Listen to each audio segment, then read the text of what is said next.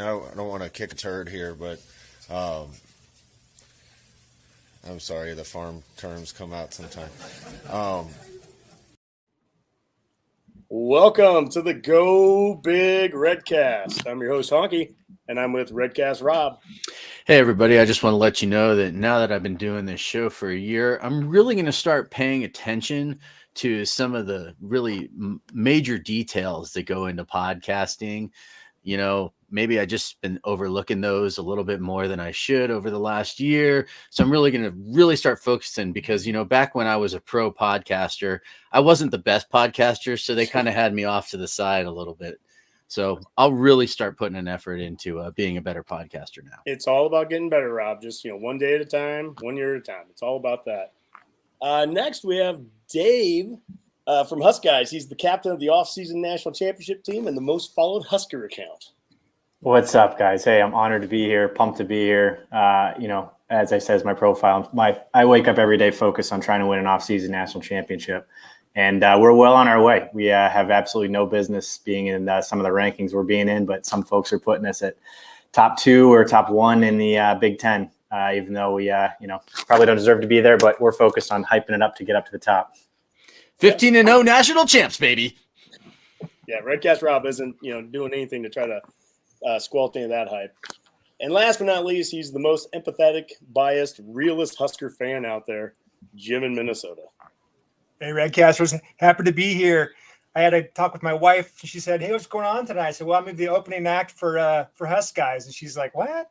So, anyways, I'm the sideshow for this Redcast, but happy to be here and excited to get this thing going. Yeah, well, we're happy to have you guys here too. This is a lot of fun that we have this great new platform that we're working off of where we can have people on it. And just a shameless promotion for ourselves. We want to promote that on Monday, March 7th at 2 p.m. because Rob loves to do afternoon shows. We will be talking with Brandon Vogel, managing editor at Hail Varsity. And I guess since we're doing the plugs, Rob, how about our Hail Varsity one? Well, as everyone likes to know, we are partnered up with Herdat and Hail Varsity. And every month I receive a magazine that I just can't seem to find in front of me at the moment, delivered to my door. And it's great. It's got some great articles, keeps you up with all the latest Husker news.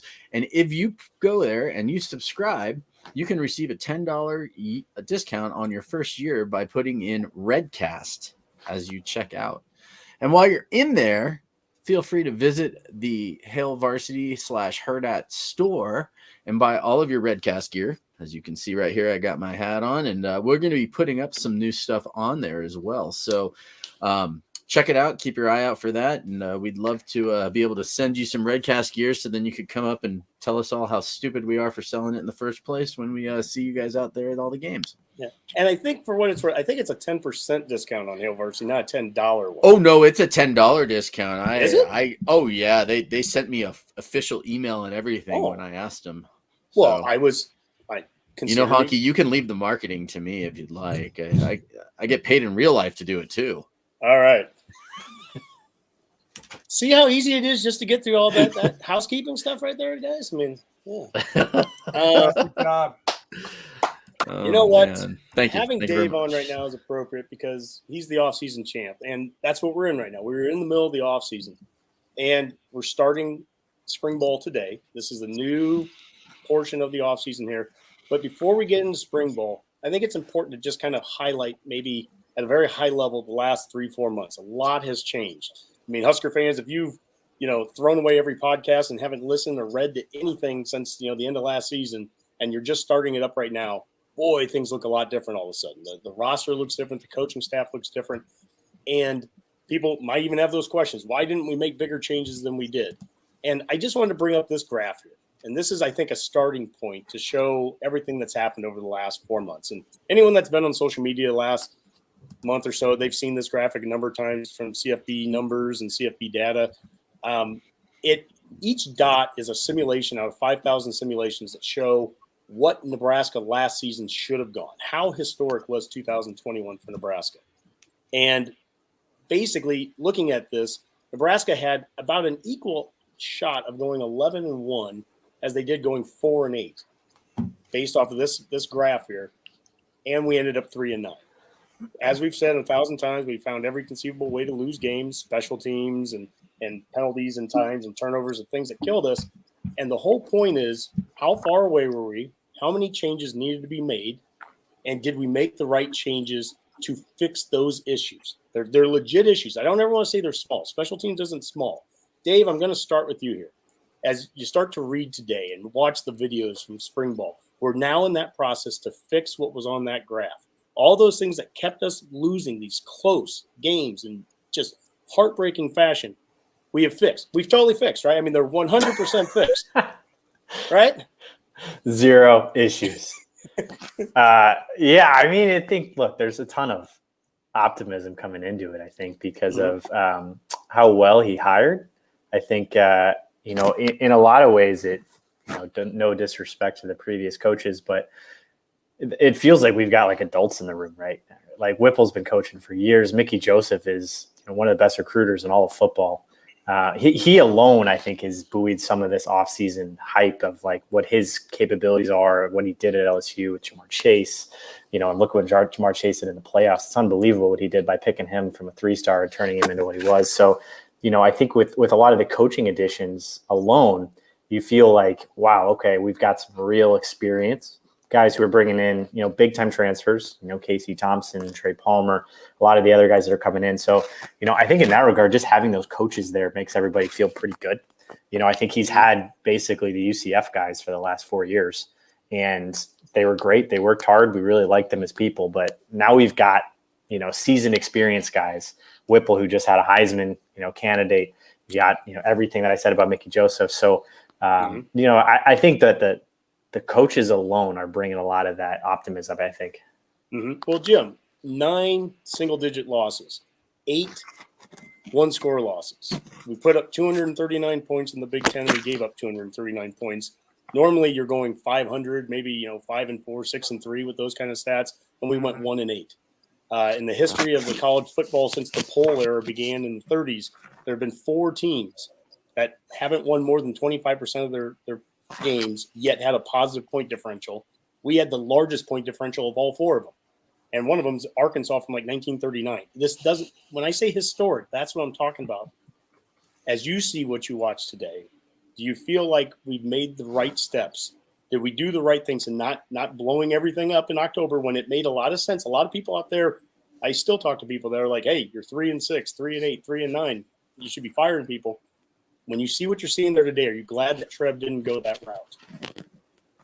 I think we all finished the season off the way we did. I think there was that period of time where any Nebraska fan, even Husk guys, who's always, the optimal positive guys, thinking, is this going to work? Are we actually going to be able to figure out how to close these games out? And I think as time has gone by, we've seen that. I think as I reflect back, I think most of the problems we're having with Nebraska's football team is more mental than it is physical. I think we've all heard that, but we're there physically. And I think the mental part, and Husk guys and Dave talked about this, but I think what you saw today, to answer your question, is you saw the excitement that we've heard the last couple months through signing day, through various press conferences. But there's an excitement level, even from Trev Alberts. You can hear him talk last Thursday. And there is a definite observation, I think, from players and coaches alike that there was change made, and it was made for the betterment of the team. And I think Ramir Johnson talked about that today, in fact, and how is unfortunate to see coaches leave, but this new energy and this new excitement, and quite frankly, just something different, right? It wasn't anything that the other guys, they weren't bad coaches, right? But this new group of players, I mean, we're talking about an influx of players, 18 new faces that they don't know about last year. Maybe they know about the losses, but their mind is like, hey, we were this close, or they were this close. I want to be part of this operation that gets over that hump. And when you have that synergy with the new coaches and the new players that have this mindset, I think it's good for the program overall. I mean, they don't know any different, right? They weren't here last year. So yeah, I think for me, it's good to see. Again, both players and coaches have this excitement, this buzz, and it's difficult. There's a little bit of a learning curve, and there's going to be things that are challenging. They don't have the ease of the knowing the playbook like the back of their hands. I mean, this is a new coaching staff, new plays. So, but overall, yeah, I think there's definitely some excitement that you can tell from the top, from Trev Alberts all the way down to the Ramir Johnsons of the world that see change and see some hope. And I think that's going to be important to get them through these 15 practices. I think to jump in on that too. I think there isn't a single Nebraska fan or otherwise. I mean, there's plenty of trolls on Twitter, but I would 90% plus want Scott Frost to succeed. And I think that there was a big piece of that as it went to the offseason, and everyone who's like, God, 3-9, that was like the hardest season we've ever lived through. But we all wanted him so bad to succeed that when you're looking at who the alternative is, Dave Aranda, Matt Campbell, like some of these other guys that, would they have done better? I don't know. But at the same time, like there's such an emotional investment in Scott Frost that I think people are willing to give that added leash as long as he's able to bring in folks who can finish, who can close games, who can get us to that over the hump and, pay attention to the things that for whatever reason he hasn't been, special teams, finishing, a lot of the stuff that Jim was just saying. So, I think that was a big part of why people are relieved we didn't blow it all up, because then you're looking at 5-year rebuild. I mean, then it's which, that's no fun. I just jump in there real quick. I'm sorry, Dave. Would you think that with that being said, I think there's also things we thought with Frost we wanted him to do differently. Like, why can't he do X? Why can't he do Y? It's so obvious to us as fans. Like, going back to recruiting in Omaha, like, why couldn't that have been a priority 4 years ago?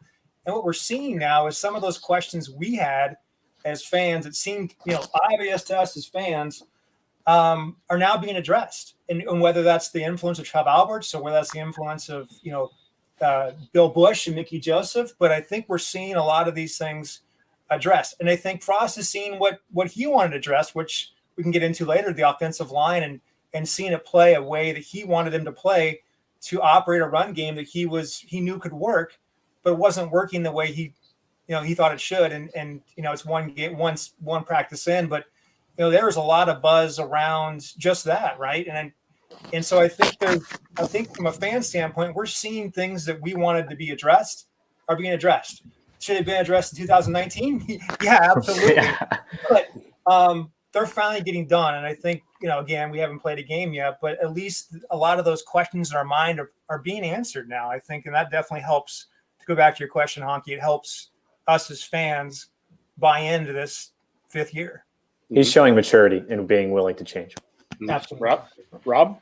Yeah, and one of the things that I think I saw a great comment today, and I cannot remember where for the life of me I saw it. I was looking for it on Twitter, Facebook, everywhere else, but I did see someone say that I think the right approach to take as a fan this year, outside of trolling all Husker fans on Twitter, would be to look at this almost like year one, right? But year one where he's walking into an ideal situation, again, with the recruits that he wants, with the people in place in the coaching positions that he ultimately wants.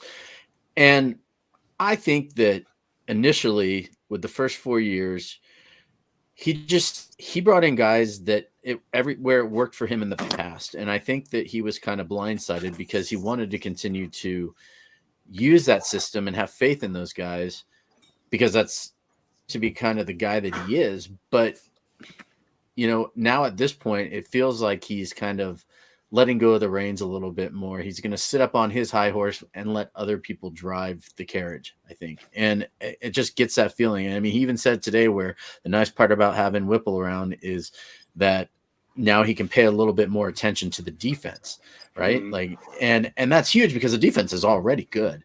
But now and then I honestly at this point think he's just trolling people with the special team stuff. It's like where he's saying like, oh, now I can really start paying attention to special teams because I was a special teams player. I can't believe that it hasn't been something that's important to him, but I also think that maybe he's been really good about not putting the blame in other places. And I do think that special teams this year is going to come in a whole lot different than it has what we've seen over the last 4 years. The utmost confidence in Bush. And I mean, we've gone over his stats as the special teams coordinator at this school from 2005 to 2007. We were routinely in the top 20, top 25 in a lot of different special team stats. Punting, kicking, kickoff returns. We were one of the leading block. We blocked it as many as about anybody in the country during It's like that time. top 10 or top 15 in a lot of those categories. That doesn't guarantee anything, right? I mean, we could go out and be the worst special teams unit. Nothing is guaranteed by this. But the other coaches are buying into it, though, Honky. Like Joseph has said, right? Like Joseph is like, you want to play wide receiver for me? You're playing special teams. I mean, that's like.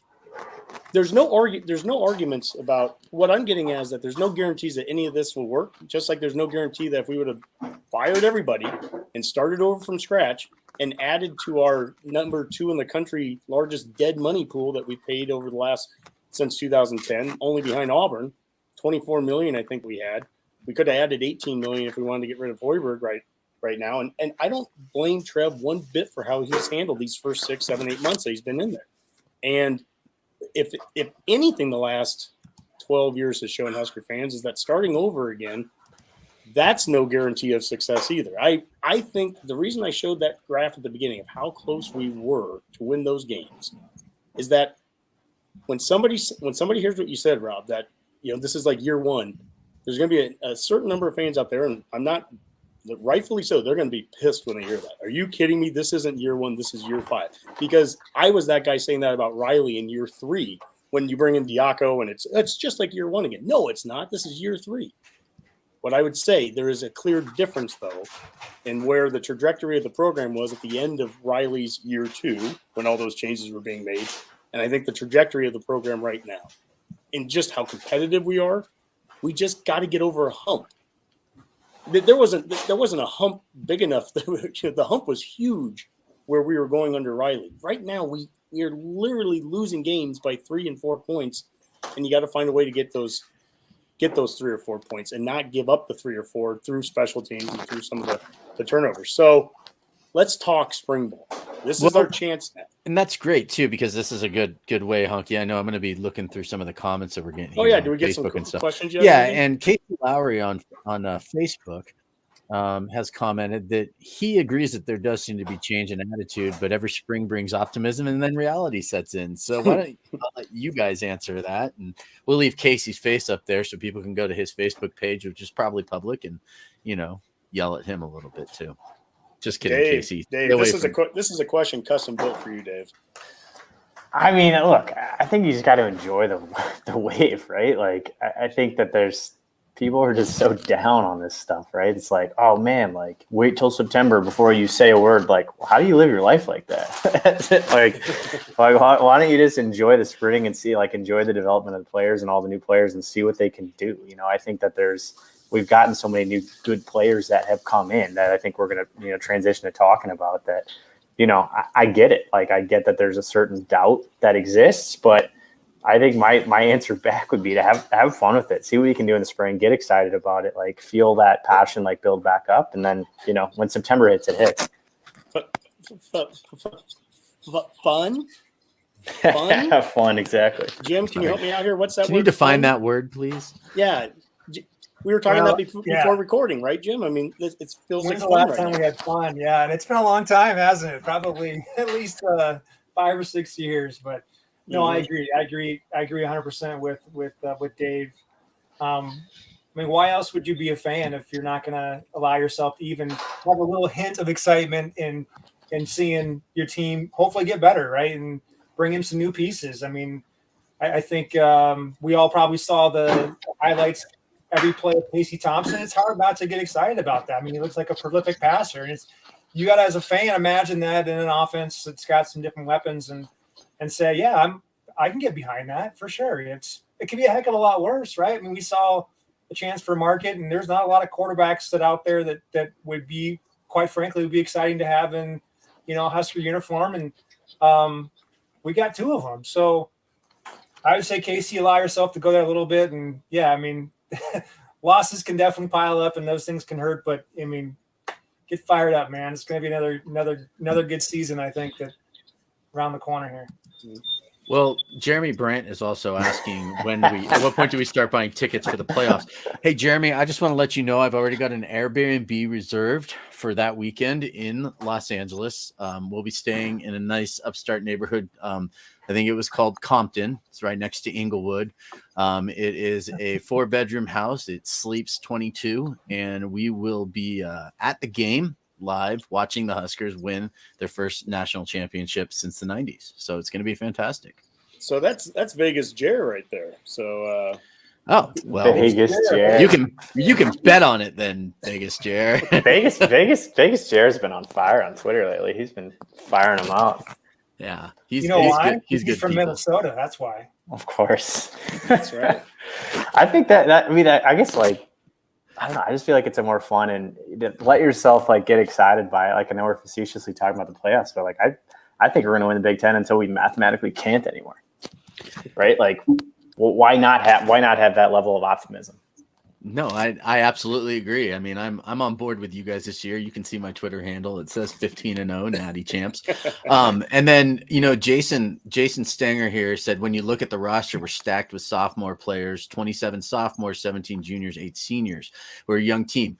I'm going to take that one first because I will say this. When I talked with Kevin Williams a couple weeks ago, he actually pointed that out about how young this team is, but he also talked about how hungry these guys are. And a lot of these guys have a year experience where maybe in other programs, they wouldn't have gotten that experience. So they're coming back stronger. They're coming back faster. One example would be Yant. Even Frost talked about him today, just kind of really putting in the work in the off season.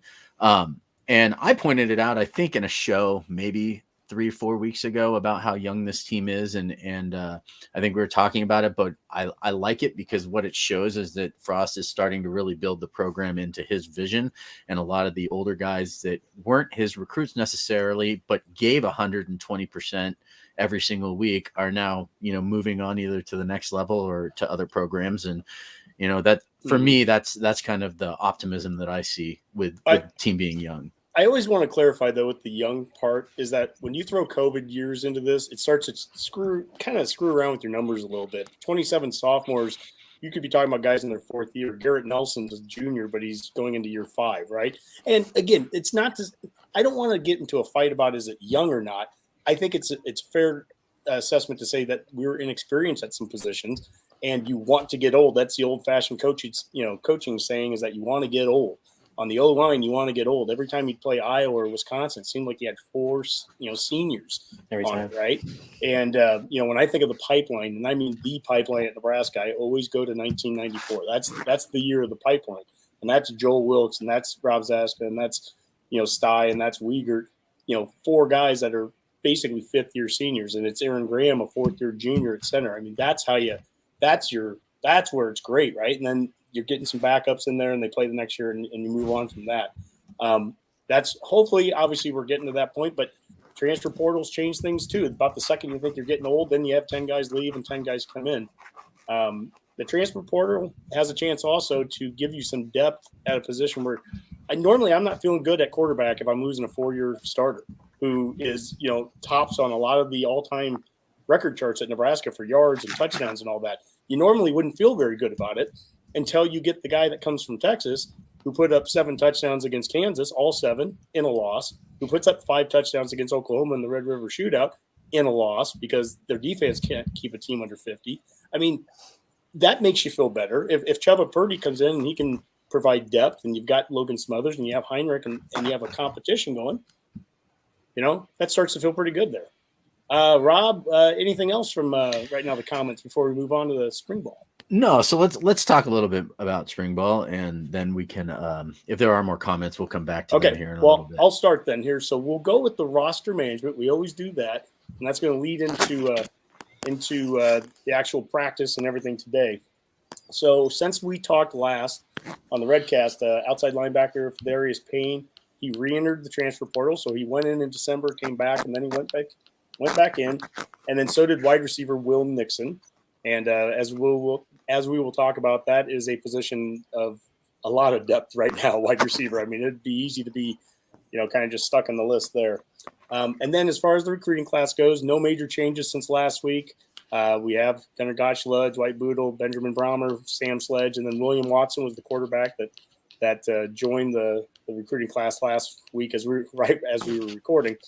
And then the highlight, and I think you mentioned it earlier, Jim, about just recruiting in Omaha. It's the in-state recruiting.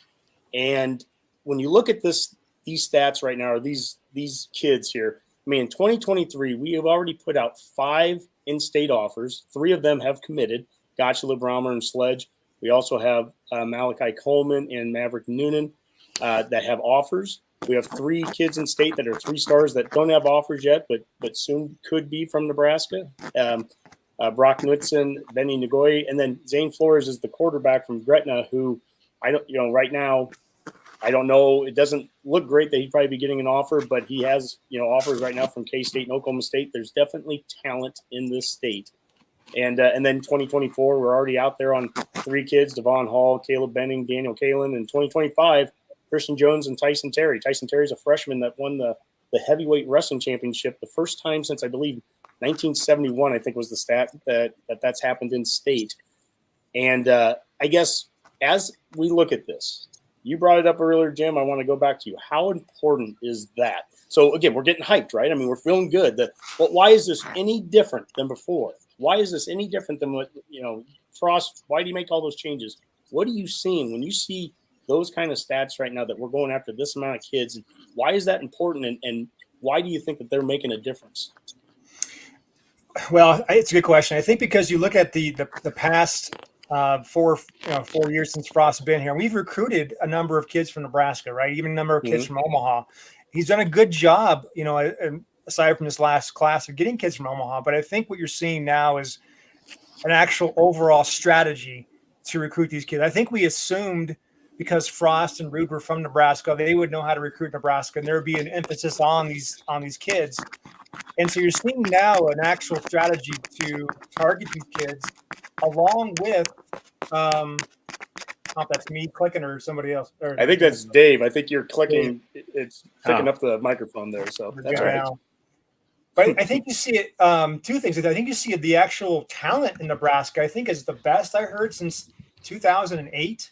The number of 3- and 4-star players. So you're seeing this development, and whether it's the Steve Warren academies, whether it's the private trainers, whether it's the spring football leagues, but you're seeing a kind of like Iowa has seen over the last couple of years, a swell of talent within Nebraska. So it's good timing. It's good timing to actually get serious about bringing your entire coaching staff to Lincoln, bring your entire coaching staff to Omaha, and let these coaches know that, hey, you're a priority, not just the kids in Florida, the kids in Georgia. I have a question for you, Jim. Priority. Yeah. Jim, is that the chicken and the egg? Do we have more talent in state right now? Or is it also that once you start to put an emphasis on an area? So I'm talking start 5-6 years ago, Jalen Bradley from Bellevue West, right? I mean, you start to get coaches coming into your school, and now they're recruiting one kid, but then there's a junior, and there's always a sophomore, and you start recruiting's a relationship business, right? Hey, I get to know that head coach, and that head coach says, hey, I've got a freshman who hasn't played yet, but come back, right? And all of a sudden you start seeing there's certain schools that have had repeat customers. Do they have more talent than they've ever had before? Or is it simply a combination of they have talent and people are actually seeing them and coming to see them? Well, I think you look at the other teams that are offering our kids, right? Before it was just a handful of regional schools, the Kansas States, every once in a while. Iowa, of course, would be in here, but now you're seeing in the last 5 years, you're seeing Oklahoma in here now. You're seeing, obviously, Minnesota's had a huge presence, and they're trying to desperately get a kid from Nebraska. I think that's pretty obvious. Oregon now. Oregon, right? Oregon's been in here, and so you're seeing other schools say, hey, there's talent in Nebraska, and not just the kids that are going to Wyoming and South Dakota states and so forth, but actual Power 5 talent.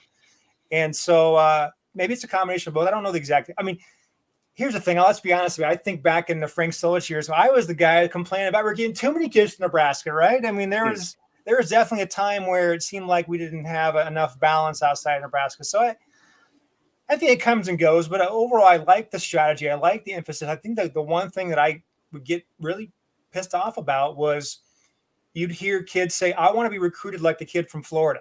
I want to be this. I mean, Mhm. I know I'm an hour from Lincoln, but I want to feel like, that I'm in Florida. I want to feel like I'm the kid in Council Bluffs that they got last year. I want to feel what it feels like to be recruited just like them. And I think there probably was a little bit of an emphasis of like, hey, they're from Nebraska. It's not, they want to come here type thing. And you can't have that mindset. And so Mhm. I think you're seeing that transition. But, I don't know the exact answer to that question, Honky. I think there's probably a little bit of both in there. And Sure. you guys, you live there. So, and Dave as well. I don't know if that's what you guys have seen, but just from an outsider standpoint, I think there's definitely an emphasis on the strategy. And then obviously I think there's a talent increase for sure. I mean, you look at the star rankings and so forth. I mean, there's definitely an increase. Mhm. Well, I like the Facebook thumbs up and down. For some reason, we have an angry emoji that came in, and it's from Mike Marty Honky, and I know them, so I'm not sure what they're mad about. I don't know what we said to piss them off, but if you like what we're doing, give us a thumbs up, give us a smiley face or whatever, and we'll keep moving on here. But Isn't that your mom and dad? that Hunky? is correct. Yeah, that's. Rob. You're in trouble, young man. Yeah, Rob. Jason Stenger here says, I noticed Gabriel Murphy has pinned the tweet about his Nebraska offer. Hopefully, that's a good sign.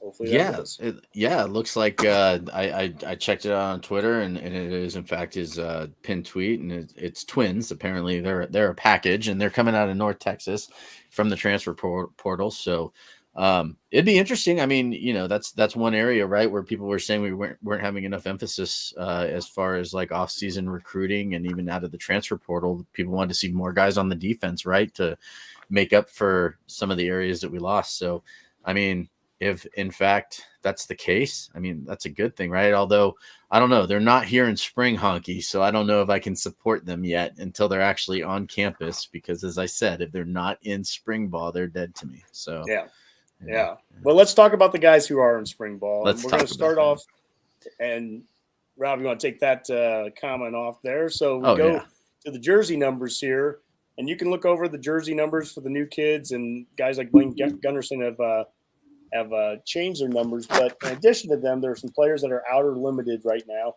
Quarterback Richard Torres, running back Gabe Irvin's limited, tight ends Vokaluk, Chancellor Brewington, offensive lineman Prochaska, Corcoran, defensive line Casey Rogers, a couple linebackers Snodgrass and Reimers, and defensive back Omar Brown, who's the transfer from Northern Iowa.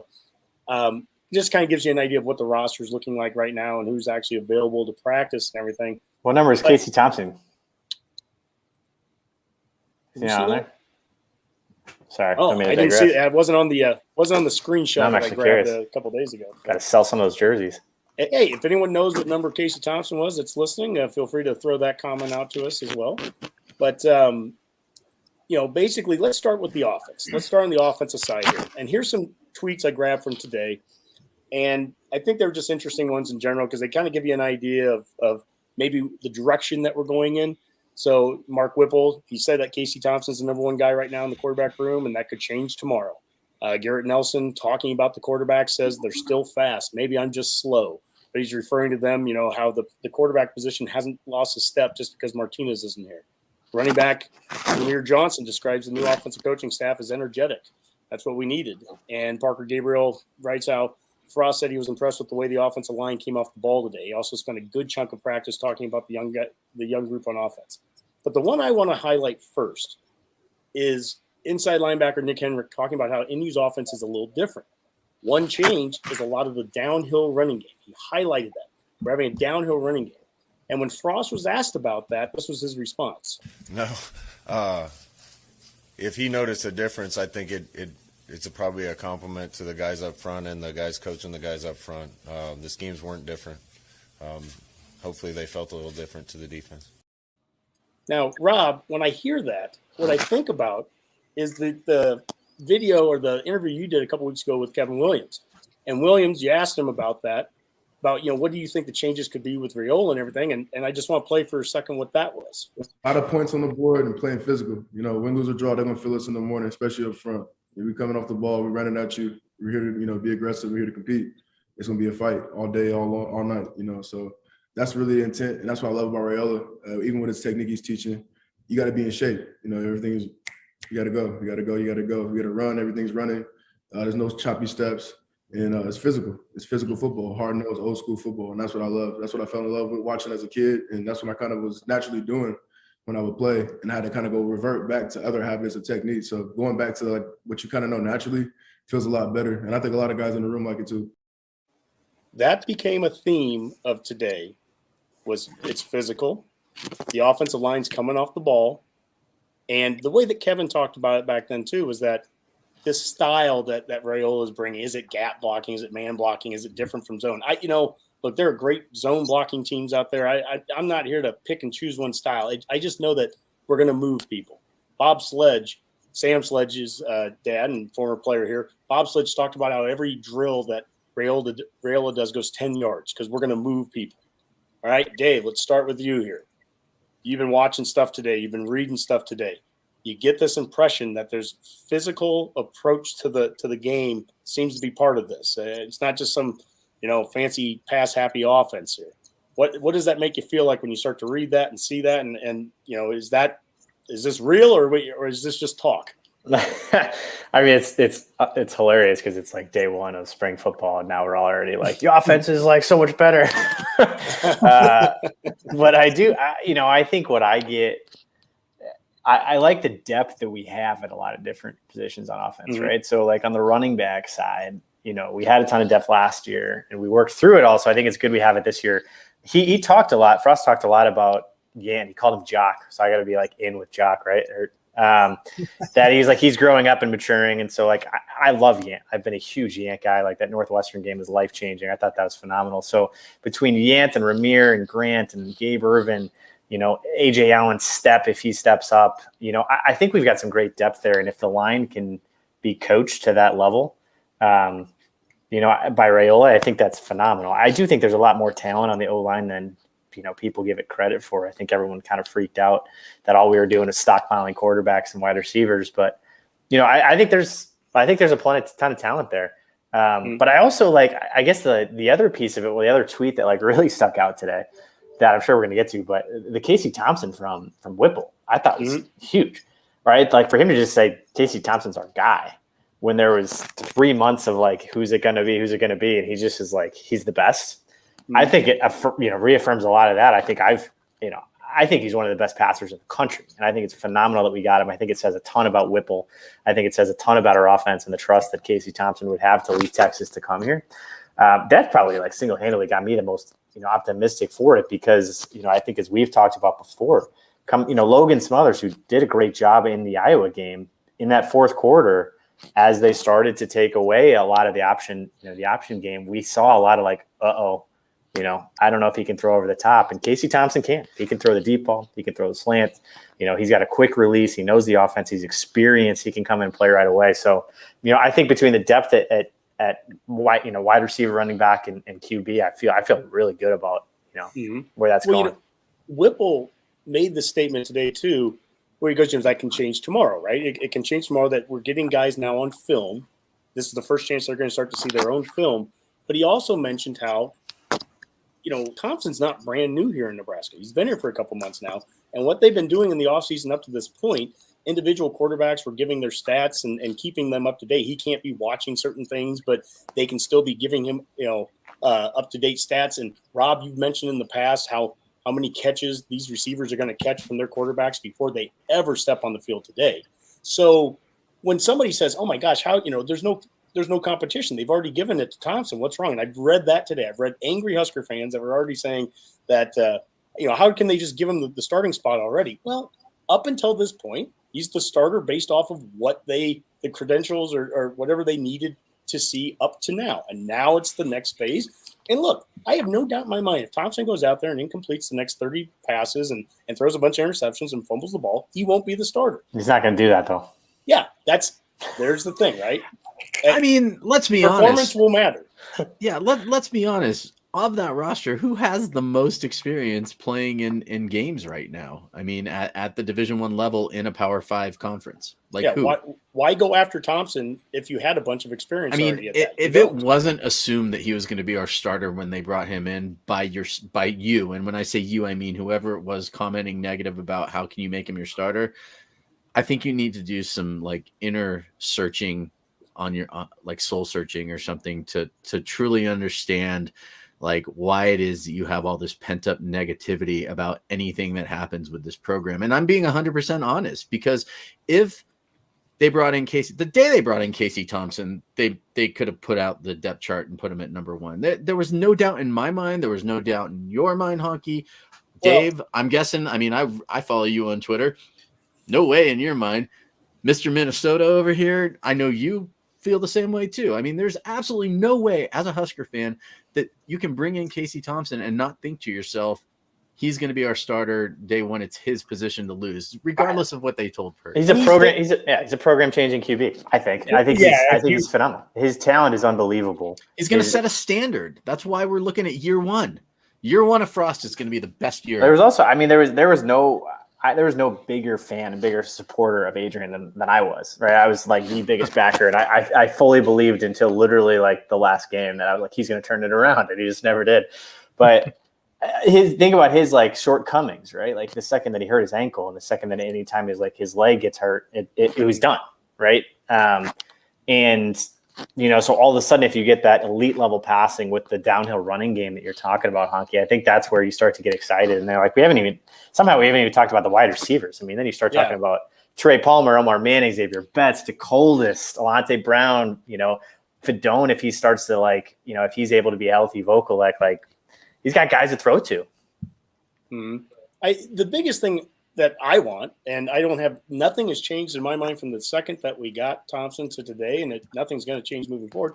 I want competition. I don't want anything given to anyone. I want competition. And Purdy, you know, came to Nebraska after Thompson. So he came here, he's not just going to sit there and sit on his hands and say, yeah, it's someone else's position. So I want competition with good players, compete, and let the best guy win out of that. I like the fact that we still have quarterbacks that have mobility. That was a concern of mine a little bit when we first got Whipple, because as we started to find out here today too, I truly believe this is supposed to be a combination of the best things that Frost's offense did with the things that Whipple can bring, which, by the way, were probably some of the worst things that we did. Some of our passing game was the worst thing, but some of the running game that we had, which includes quarterback mobility still. I mean, I don't know that we're going to be running as many options and stuff, and we've said that in the past. I love mobile quarterbacks, and yet we don't need our quarterback running 15 to 20 times a game. That's not helpful. But mobility at quarterback with a passing scheme like Whipple's going to bring in here, and the running game that, you know, the line being more aggressive now and the running game coming behind it. I mean, that's a good start. Jim, I'm open-ended to you right now. Offensively, we just talked about the quarterbacks there, and that, you know, and as Dave was saying, the wide receiver depth, the running back depth. I mean, where are you feeling right now offensively through one day of spring ball? One day in. So yeah, I think I think that the key part for me was, I guess, the Frost and Whipple did essentially clarify or verify the thought that we had a few weeks ago, that it's going to be a blend of Frost's running game with a new offensive line philosophy up front, right? I think the one he always wanted is trying to get out of Greg Austin, right, and trying to get out of those offensive linemen, but paired that with the pro passing philosophies of Whipple. And so, you know, if in fact, you know, Rayla can get those guys up front to block the way that Frost wants to, and again, it's one practice in, but it sounds like that's what he's seeing. I think Frost said it, you know, Henrich said it. I think the offensive line said it as well. So I think that sounds good. I think you looked at 2018, right? The one thing we did well in 2018 is we ran inside zone really well. That was Frost's best offensive line, right? He had Tanner Farmer, he had Foster, he had his best line, and we were able to run a good running back. I mean, he's obviously in the NFL right now as Zigbo, but we ran inside zone a ton, and that was very successful. We haven't done that since 2014. So if you can do that and have a basic run game, a downhill run game, I think as was it Henrich who said that today? I mean, if you can do that, then you can basically build off of that with your two tight end sets. You got a bunch of receivers Dave mentioned that have come in now. So I like that. But the one thing that I liked today from Frost that he mentioned was that he saw an attitude. He saw an energy in a different bite, for lack of a better term. I'm paraphrasing, of course. But, you know, I think we've heard the last 4 years the defense was the one that was out there barking, the one that would, get up and talk in the offensive face. And there wasn't a whole lot of pushback from the offense. That wasn't that yard dog, if you will, that would, would stand up to these guys. And I think that's been missing. I love Adrian, just like Dave said, but I think Adrian at times is a little bit too nice. I think I saw him yell at his lineman one time in 4 years, and so I hope that, with that, again, it's one day, but I hope that there is some attitude, some, to use a Whipple term, some prickness there, right? Someone that's going to get nasty. And I hope that aggressive line play that Rail is bringing in creates that nastiness that Frost wanted last year. He talked about that last year. I want someone who's going to be nasty, and I want offensive line that's going to be nasty. I haven't seen that. So for me, that's my biggest thing is I want to see an attitude in the offense. Okay, so let's have that attitude. Tell me a little bit about what you were hearing beforehand with Applewhite, talking about the bell cow. How important is it to have that bell cow running back, or what was his take on that right now? Again, yeah, day so one the question of was spring. about, do you want a bell cow, or if you have a bell cow by the end of this of spring, is that a good thing, or how do you view that? And he said, essentially, if that is the case, and there ends up being one bell cow, then I haven't done my job to develop, the rest of the guys, because you're going to need 3 guys in the Big Ten. It's just the fact of the physicality of this league. You can't just go, April, got the bell cow, we're good. Let's go ahead and roll into, fall camp with whoever it is. You're going to have a number of guys. I mean, here in Minnesota, you guys saw, we had the 3rd and 4th running backs run for 100 yards against us because the first 2 guys got hurt. So you're going to have a number of guys develop. And we have 7 running backs, I think it is. Is it 6 or 7 running backs? So, hopefully within that group, you have 3 or 4 that you can depend on going forward. I think we just added another running back while you were talking, Jim. That's how many we have. Yeah, we did add today. I was just looking before you got on, Rob. But Dave's favorite player is going to be playing running back, it sounds like, today from the podcast. So Brody Belt, baby. Brody Belt is going to be a running back. That's what it sounded like. So, yeah, add another one. We got the depth, I don't know, baby. man. We got the depth. I mean, Jim, you were on with us after the spring game last year, and you saw my – I don't even know if I should be saying it's a family. You saw my man boner over Yant, and, I'm telling you, it kind of shocked me that Frost was talking about how his conditioning last year wasn't where they wanted it to be, and that was one of the reasons why he didn't get playing time, which is the first time I've heard anybody really say that. Literally from the horse's mouth, right? That's the guy that made that decision. I hadn't heard that before. I'd heard hints of it here and there, but he sounded really high on Yant this year too. And I see Yant as a bell cow type. If you're going to be running it up the middle and right down their throats, he's the guy that's going to get you. He's going to, 3 yards in a cloud of dust? That's going to be Yant right there. We were watching him in the spring game just – Honky and I were up there staring at each other lovingly, just watching this kid carry 6 guys on his back through spring games. So, that's my prediction right now. But yeah, and what we don't want to see is Yant at halftime of a game like against Purdue, where he has 4 carries for 50 yards and ends up with 6 carries for 60 yards, right? That just doesn't even make sense. If you're having success, stick with something that you're having success with. Now, I couldn't give you a depth chart right now at running back. I just know that they're going to have depth, compete. There's going to be new guys coming in also in the summer for what it's worth that could get into that competition. But I'm really big on, if you're not here right now in spring, it's hard for me to envision somebody really cracking a depth chart if you're not going through everything they're doing right now. Here's my question on Yant, though. And I was watching the Iowa game for the first times I was at the game. But where was Yant in the Iowa game? That was his chance. He didn't play at Wisconsin. There's some things that went on there prior to that game, but he had his chance. That was the game for Yant. He hadn't played really since Northwestern, but he had a couple first rounds, but again, Iowa's a good defense, but I didn't see a ton from Yant in that game to give me, I guess I'm not as high on Yant as the rest of you guys. And I think I'm kind of wait and see with him. There's so much that happened for him to get to the point where he actually was playing last year. And I think Frost talked about his maturity today and how his maturity has improved quite a bit. But I don't know if he's that guy. I hope he is. I hope someone emerges, right? Sure. But for me, I think I need to see a little more from Yant. I think we've got a bunch of those guys that it's made, I think, in particular, the last few years frustrating. I think Omar Manning is another that I'd put up there that, like, I've been waiting for him to be like Randy Moss. I thought he was, right? I thought he was going to be like the best wide receiver ever. And he is, when he catches the ball, is phenomenal. Like that Oklahoma catch was incredible. He's got a ton of deep balls that he goes and gets, but I thought he'd be a 10, 12 catch guy a game. And he's not. I thought Yant would be Jerome Bettis, and he's close, but he's also like not, right? So there, and then you go back to like the Maurice Washingtons of the world, and you're like, oh my God, this is the fastest, best player of all time. And then they like peter off. So, I think Frost takes a lot of risks in the recruiting game, and he gets these guys that are like high risk, high reward type players like them that have, for whatever reason, off the field issues that, prevent them from going to, call it Alabama or any of the other top tier programs.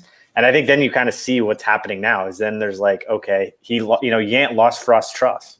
Mm-hmm. And Omar Manning lost, he had the issues last year, and like Maurice Washington has hit his issues. And those are just a few of the guys that you're like, these guys are explosive, unbelievable talents that for whatever reason, Frost just has not been able to get them to where they can be. And so that I think everybody struggles with that one. It's like you have unbelievable raw talent on the field. Just getting them to that next level you seem to struggle with that.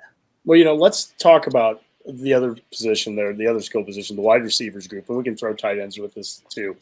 But, for all the questions with running back rotation in the past, there's questions about wide receiver rotation in the past. This is not intended to be a knock on the previous coaches, but I can't help but somebody said it earlier. It's like we have these grown-ups in the room, these pros at what they do. And just before we start talking about wide receivers, let's listen how Frost brought up Mickey today. We got a lot of guys in the receiver room, and they're not getting away with much right now with Mickey in there. So they know the expectations and the standards, and they know there's going to be a lot of competition in the room because we got a lot of guys and a lot of depth. Today was day one. They're going to have 15 practices this spring and a bunch of time over summer and fall to try to battle it out to see who the main guys are going to be, and they're off to a good start. When you think about the wide receivers, we've got some talent, right? To your point, Dave, I think maybe Manning would be an example of someone you took. I don't know if it was a huge reach, but you reached to get him, right? He was a JUCO guy, so there was obvious, there are reasons why maybe he couldn't go to an Alabama type of school. But, Xavier Betts was a great recruit to get in, right? And probably could have gone to a lot of schools other than Nebraska. So we were getting some good players in here, but development. Let's talk about development. This receivers coach walks in here and has Chase and Jefferson, two of the top 3-4 receivers in the NFL right now. This is a guy that has, as a position coach, has players now, nationally. He's well known, great recruiter down there. His offensive coordinator just had the Blitnikoff Award winner and a Heisman, finalist. So, Dave, you brought up the receivers earlier. What gets you excited right now, just from a depth perspective and also from the development? Let's focus on that too. Development and depth. What are you liking right now? Well, I think you hit on it, right? I think you've got Omar Manning and Xavier Betts, who are just untapped, unbelievable amounts of potential, sky's the limit type players that you see bursts of it. You see Betts chase down he chased down a deep ball. You see Betts take a ball, take it 70, 80 yards against Northwestern to the house. He's got it. But like the consistency hasn't been there. Same with Omar Manning. Alante Brown's another one. Like you get him the ball, like what can he do with it? I just feel like we have unbelievable talent on that side and just have not reached their potential, or even close. But then what gets me even more excited is the fact that he's bringing in his guys like DeColdis, right? You bring in a DeColdis on top of Xavier Betts and Omar Manning, and they're like, oh shoot, like this is the new standard. Like this is the level that we got to elevate to because this guy's going to play, this year or next year if I don't start to step my game up. So, I think that the 4-star guys and the 5-stars he's shooting for, I think is going to help elevate that game. And I think he can coach too. I think he can coach, he can mentor.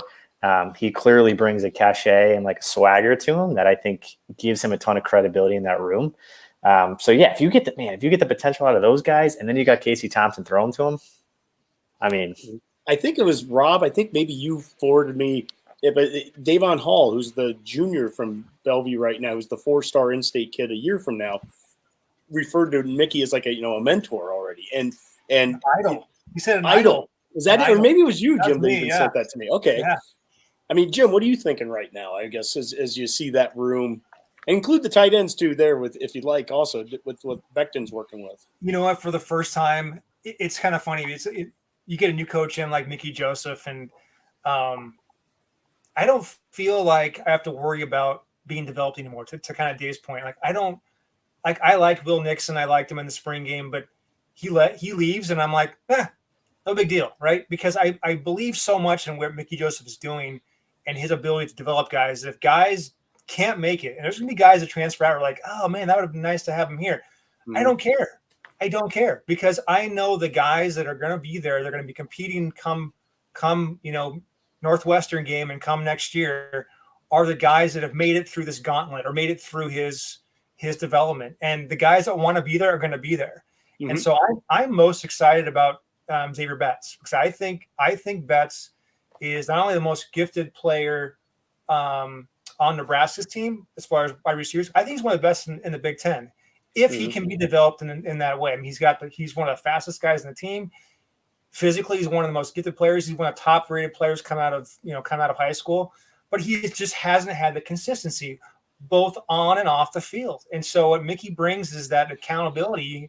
I think you mentioned Jamar Chase or Jefferson, but Mickey actually had those guys in his office, in LSU studying for tests. I mean, he's gonna basically, entirely encompass these guys and say, I'm serious about you on the football field and in the classroom and your relationships. I mean, I'm going to be there, and we're going to get after this. And I think you've heard some of the snippets about Betts being a much better player, much better. He's dialed in, and that's what I want. I want a coach who's going to dial these guys in. And so,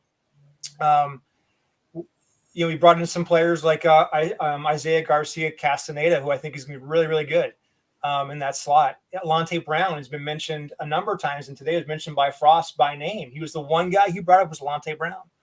What did you think? What did you think of Omar playing some slot today? Because Whipple likes bigger guys in the slot too. What did you think of that? I think he's experimenting with different things. I think Whipple mentioned having guys play multiple wide receiver spots. They have to know all the spots. So I think he's just kind of seen. I mean, Whipple's big thing, as we know, is finding which pieces work best. Right? That's his kind of MO is figuring out the spots in the offense, the guys that can do things and where we can get them the ball. So I think he's probably tinkering around with that. So we'll see. I think, me personally, I think Alante Brown and Isaiah Castaneda sound the best in the slot, but if it's Omar Manning, it's Omar Manning. I think I think he's got so many different opportunities now to figure out the weapons he's got. And then Dave mentioned the Coldest and Victor Jones. These other guys are going to be here. We have got guys from last year. Neville, Sean Hardy was a guy that Grimes, LSU off of Grimes. I mean, they've got to get going right away, because if they don't, they're going to get passed up by these guys that Mickey's bringing in. So, no, I think it's good. I think tight ends, I'm excited to see.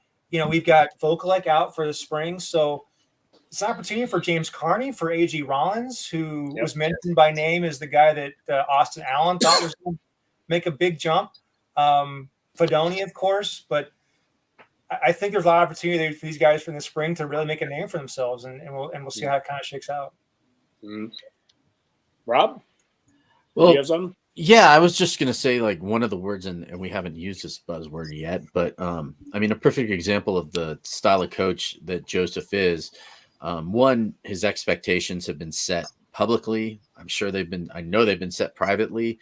All of his players know exactly what is going to be expected of them, what kind of work's going to be put in, what type of players they're going to be. Again, the special teams that I mentioned earlier.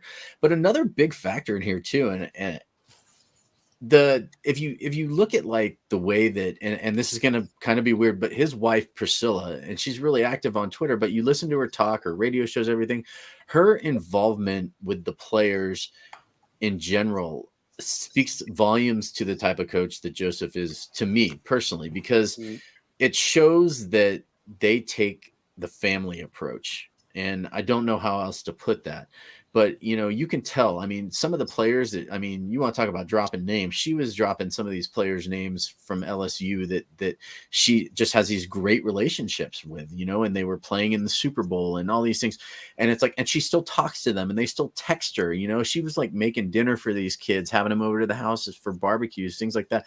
And these are things over the last 4 years that you haven't really heard a lot about in the Husker culture, but now you're starting to see it kind of come through a little bit more.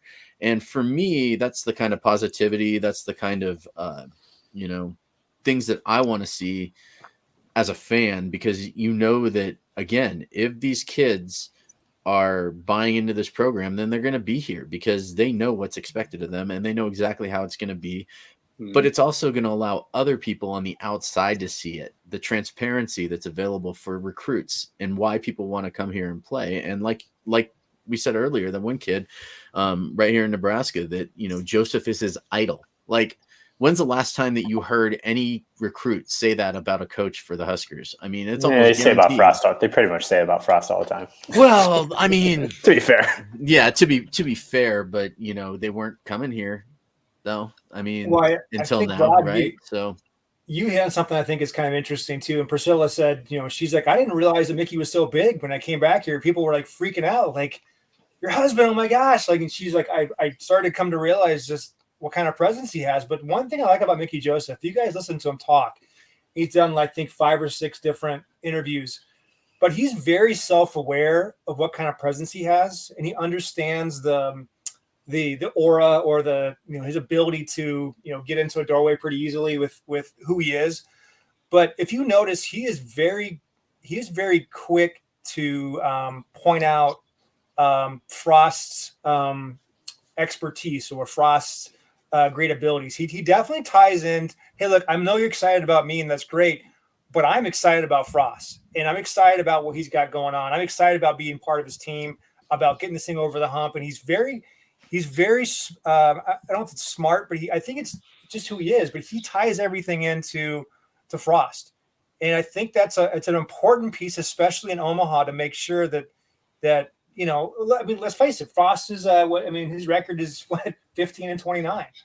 So I like that part of Mickey. I like his ability to have the awareness that, hey, I'm kind of larger than life right now, but I want to make sure people know that I am subservient to this head coach who I really respect and I really like, and I can't wait to work for him, and I'm excited about being here. So can we just clarify he's going to be 30-29 at the end of the season, though? So he's got some catch up to play. Well, he's got some catch up. Well, offensively, I mean, there were a lot of changes there with the coaching staffs. Defensively, and let's move to that side of the ball here. We haven't had as many changes from a coaching staff perspective, but there definitely has been some changes on the roster. Here are some updates today, some of the quotes. Newsom talked about how the newcomers have raised the competition level and how he doesn't consider any position locked up. That goes back to the competition stuff I know I like to hear. Garrett Nelson on the development of Blaze Gunderson and Jamari Butler. I would put them on the field right now. Nick Henrich, said the first name he mentioned regarding defensive lineman who stood out is Nash Hetmacher. Big and strong. He takes up bodies up there. Garrett also said his voice was a little rough following the first day of practice as he took it upon himself to get guys pumped up, which isn't all surprising. And lastly, Nelson said it's been good to have one voice on the front four as Mike Dawson-Slice, the defensive line coach, but still works with the edge guys as Nebraska plays a lot of 2 D linemen, 2 outside linebacker fronts. And he praised the growth of Gunderson and Jamari Butler. So, defensively, and that you asked a question that I'm going to make this specific to defense, Jim. You asked a question about what are 1 or 2 things you'd like to see get accomplished if you were Shenander. I'll ask that to you first, I guess. What your top 1 thing on defense? What is something you think is critical that Shenander gets accomplished during the spring? Find a pass rusher. I mean, I think it's obvious from his discussion today that we're definitely moving towards a 4-man front, and I think it works out well that Dawson's going to be coaching all 4 of those guys up in the front because I think that's pretty evident that this is going to be the way that it looks because it has to in the Big Ten. But with that being said, we haven't had an edge rusher, and I think the player that I am most excited about seeing to see if they can take that next step is Jamari Butler. Because I think he's one of the guys that coming out of high school. Again, it's high school, but he was a sack artist. So now he's put on the weight. He's transitioned into this outside linebacker, 245 pounds. Can he be someone that rushes the passer? Because you look at last year's defense, and I mean, it was a good defense, but one thing that they did not do is they could not create pressure. And so do we have that person? I feel a little better about the front line than I did maybe a couple of weeks ago. And I was kind of thinking about how I was going to look, without Daniels and Stilly. But I think if we can create, more of these 4-man fronts and bring more of these big edgy guys down, I think it kind of like Wisconsin does it a little bit. You're going to have, some success there, but that's probably number one is find a guy that at least can show some promise of being a pass rusher. Dave? Yeah, I would probably echo that. I think that probably the biggest question mark is D-line. And so someone who can get to the QB, we just haven't had that in a long time. I've been digging through the archives, and you dig through like the Randy Gregory's of the world, and you're like, wouldn't that be nice? But I feel good about the linebackers in particular. I think with Reimer and Henrik and Nelson, like you've got 3 of the best tacklers in the Big Ten coming back.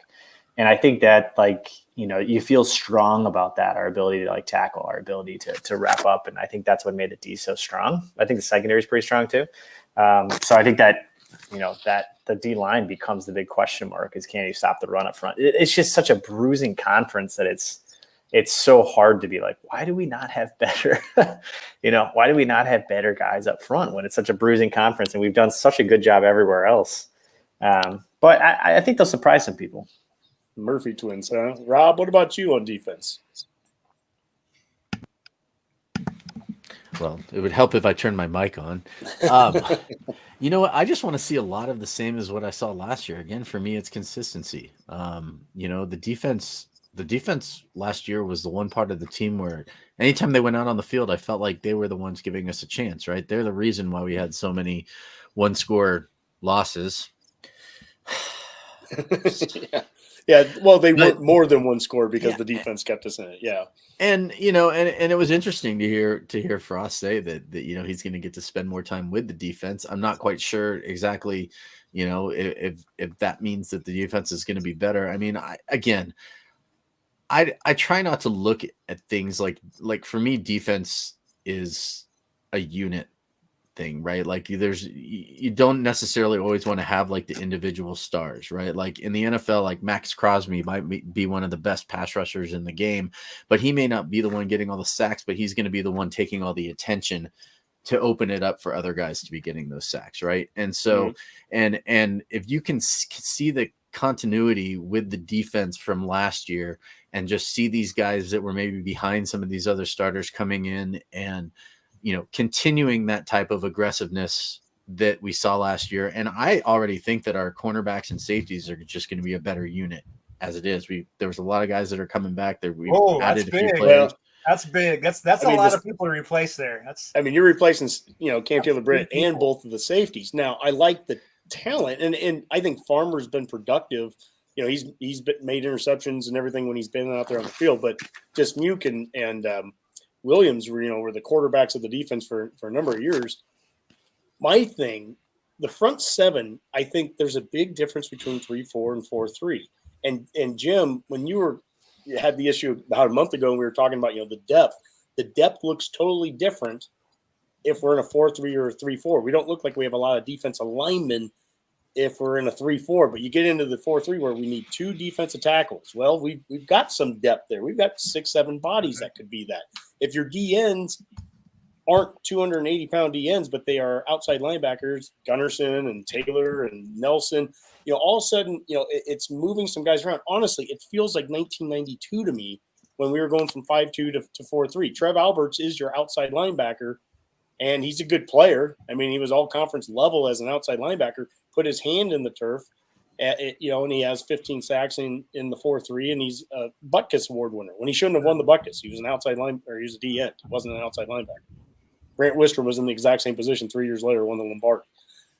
Point is, that change, and to have Dawson be right in this, as they said, hey, Dawson's coaching your outside linebackers, your edge rushers, but he's coaching the 2 D tackles and the 2 outside linebackers. Well, that sounds like a 4-3. Right. Yeah. But and if that's the case, I think it's actually, I hated losing Tony Teote, but if you think about that now, if we had two coaches coaching the D line, it'd be kind of awkward. So it's almost it definitely feels like a natural progression to have Dawson coach the entire D line that includes the outside linebackers now that in more of that 4-man front. So we'll see. Mm-hmm. Well, you go back to the linebackers, like you said, Dave. That's a loaded area. Reimers, they did say, I don't know if he's just being limited this spring, but so he's out. He's out. Out total. Okay, so he's out. So yep. You're gonna have Mauga Clements. He's gonna be the starter now in the spring, and I guess he's done really well according to Henrich. So he'll get a ton of reps there, and we'll see what he's got now in his last year. You still have Randolph Kapai from Sioux Falls. Ernest Hausman from my neck of the woods in Columbus, Nebraska. He's either going to be – is he inside? I think they have him starting at inside right now. They do, yeah. Starting off at that. Kolarevich is actually going to be in the competition for the nickel spot, which I thought was really interesting, which is basically replacing Doman. And so with Javen Wright and Gifford. Gifford are going to be the three guys going for nickel. A concern that I know that you have, Jim, and I'm going to I'll share it. Yeah. By the end of last season, once Daniels was out, once Stilley I guess played through it to the end, but once we didn't have Daniels and once we didn't have Doman playing, which was after the Ohio State game, and now you're playing Wisconsin and Iowa, two of the big brutes, running teams. We struggled a little bit with some of the run D. How much does that concern you right now? Obviously, that we got to replace those guys. I mean, Daniels. There's video I've watched of Daniels against Iowa Center, Lindenbaum or whatever, and more than handling them at times. But I don't know that we had another guy that was going to be able to do the same thing if he wasn't on the field.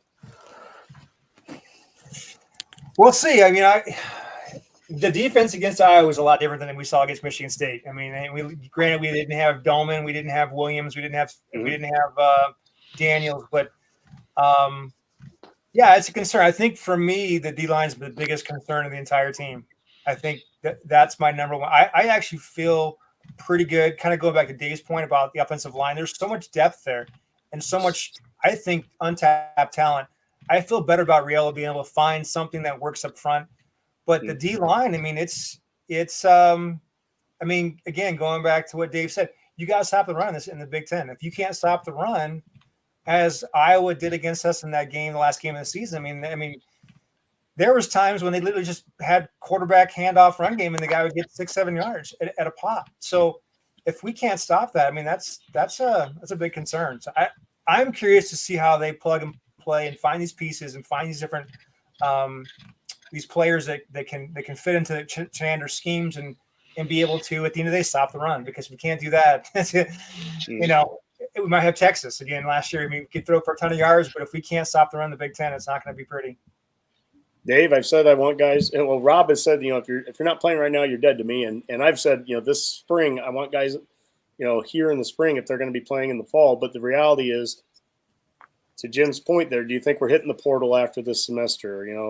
Whether it's a Mathis from TCU or these Murphy twins or whoever. I mean, I don't even know, to be honest with you, I'm not even sure who the Murphy twins are, but I'll look this up afterwards. And, I just can't remember every one of these names until you're like in Lincoln. Half the time, I just don't even, pay attention to some of those names. But the point, Dave, is are we hitting the portal in that front seven, especially the front four, do you think after this semester? Or do you think this spring we're able to develop, Black and who are some of the other young guys there? Weaver and Buckley, and we're feeling pretty good at the end of this spring, and we don't need to hit the portal.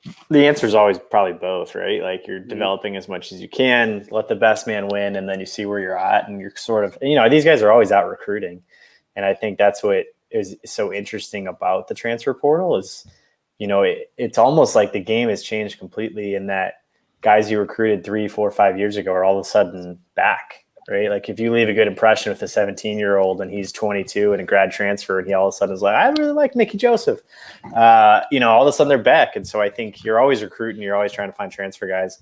So I think it's always both. I hope we can develop the guys that we have, because I would agree it's pretty hard to find a guy in June that starts in September. But yeah, if they're not stepping up, then you got to go find somebody else. Well, stepping up, you can get on the field on defense. You can also get on the field on special teams. And we have a new special teams coordinator, Bill Bush. He was asked how serious was he about improving special teams, and he said everyone is available to play, including quarterback Matt Masker, who ran down the field on a kickoff coverage today wearing his green jersey. So, he's definitely the emphasis is there. I have total confidence in Bill Bush. By the way, that you can go back and listen to our show a year ago before he even came here as an analyst, and I was already singing his praises, opened up a Bush light, and I was like, let's get this guy here. I don't care if he's here as an analyst, just get him hired and back here. I love Bill Bush. I remember watching him. I'd go to those coaches' clinics dating back to the Solich years, and I can remember Bush talking at him, and he was outstanding. And he's a Pender, Nebraska guy, too. I mean, for what it's worth, I always have a warm spot in my heart for Husker guys coming back home. And anyways, Frost talked about special teams, and here's what's important to him right now. We got to punt it well, kick it well, and have some guys that are dangerous in the return game. And for the most part, I thought our coverage units did a good job last year. There's still improvement to be made. I think we got some guys that are going to be able to catch the ball and do something with it, and we got to punt it well and make our kicks, and we hopefully added some guys that are going to be able to do that and are bringing some guys back. Rob, did you say you had a chance at Northern Colorado? He lives up in Greeley. Did you have a chance to go and see our punter from Montana kick last year?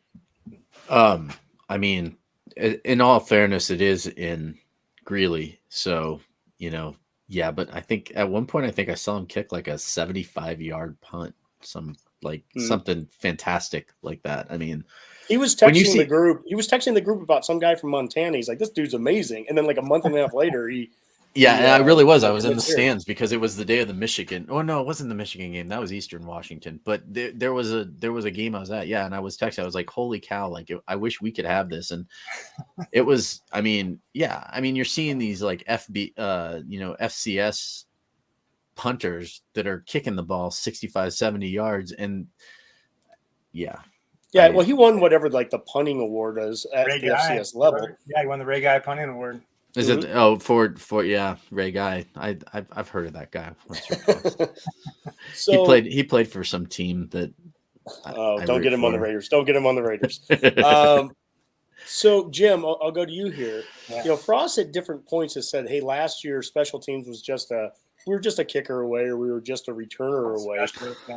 Is that what it is? Was it a specialist thing, or did we have some fundamental things that Bush is coming in to fix too? Or is it literally we just need we just need a better kicker and a better punter and a better returner, and man, that's it?